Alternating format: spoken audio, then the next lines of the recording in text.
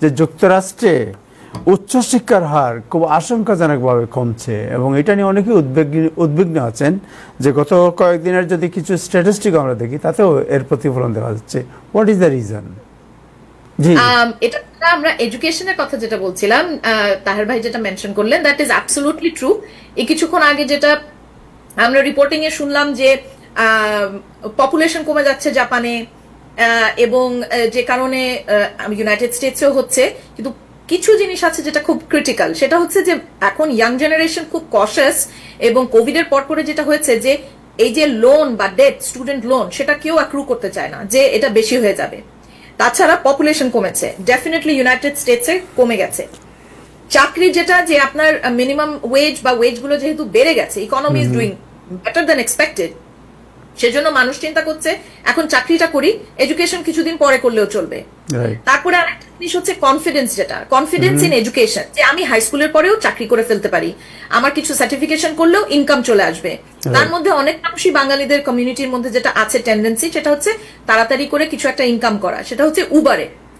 আমি উবারকে দোষ দিই না, এখন ইয়েলো ক্যাবও ছিল আগে বা আছে, উবারও আছে, কিন্তু সেটা কিন্তু আপনাকে সেই যেটাকে বলে একটা স্ট্রাকচারাল আপনাকে একটা দিবে, যে এডুকেশন দিতে পারে, একটা ফুল টাইম আপনি একটা কিছু করলেন, সলিড কিছু গ্রাউন্ড আপনাকে দেয় না।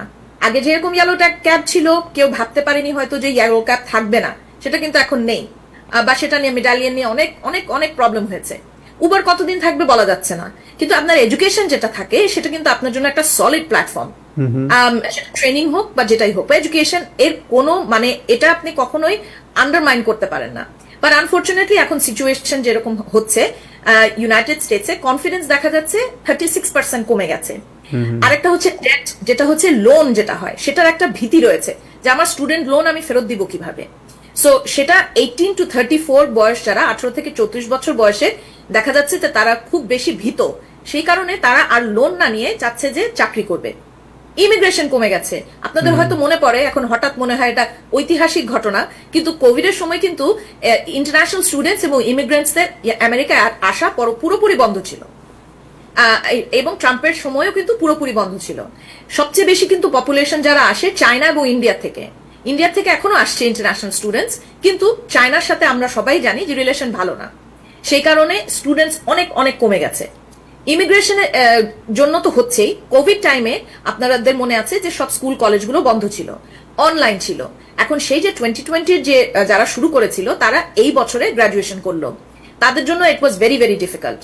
এখন আশা করা হচ্ছে এই বছর যাও এসছে, আগামী বছর আরো কমে যাবে, কারণ এই চায়না আর অন্যান্য দেশে যে স্টুডেন্টস ইমিগ্রেন্টস এরা আসছে না। ইমিগ্রেন্টস যেহেতু কমে গেছে, পপুলেশন কমে যাচ্ছে, এই যে ইয়াং জেনারেশন, সেই জেনারেশন মানুষই নেই। তারপরে হচ্ছে যে আপনার 23% দেখা যাচ্ছে ডিক্রিজ। কিছুক্ষণ আগে আমরা জাপান এবং অন্য দেশের কথা বলছিলাম, আমেরিকাতে কিন্তু পপুলেশন ডিক্রিজ হচ্ছে।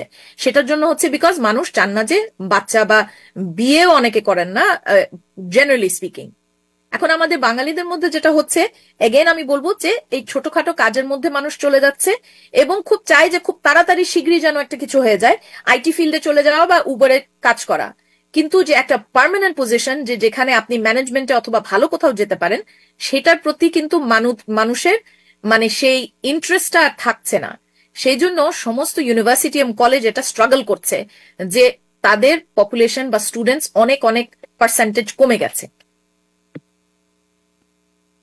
Thank you. আমার মনে হয় যে আপনি যে বিষয়টি আজকে তুলে ধরলেন, এটার আরো অ্যানালাইসিস করতে হবে ইন ফিউচার, দেখতে উই হ্যাভ টু আপনার ফলো ইট আপ যে কেন এটা হচ্ছে, এবং আমাদের বিভিন্ন পরিবার পরিজন যারা আছেন এবং যাদের ইয়াং জেনারেশন যারা পড়াশোনা করছে, তারা যেন এই যে এই বিষয়টিকে কেন্দ্র করে তারা যেন উচ্চশিক্ষা থেকে বিমুখ না হয়, এই বিষয়টি আমাদের সবার নজরে রাখতে হবে। এবং যে সমস্যাগুলো সামনে নিয়ে উচ্চশিক্ষার ক্ষেত্রে সমস্যা হচ্ছে, এটাও আমাদের বিবেচনা রাখা হচ্ছে যে কেন এটা হচ্ছে এবং এটা কিভাবে আমরা সলভ করতে পারি। সো থ্যাংক ইউ আপনাকে অনেক।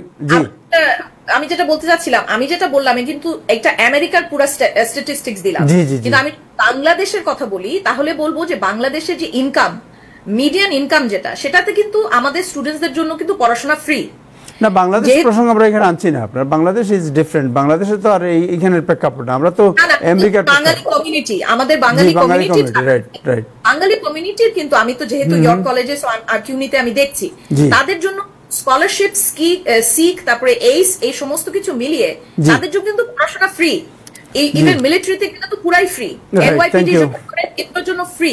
সো এই অ্যাডভান্টেজটা আমাদের কমিউনিটি নেওয়া উচিত। রাইট, থ্যাংক ইউ আপনাকে অনেক ধন্যবাদ। Then will follow it up. Ibrahim Siddique Khokon, আপনি কি শুনতে পাচ্ছেন?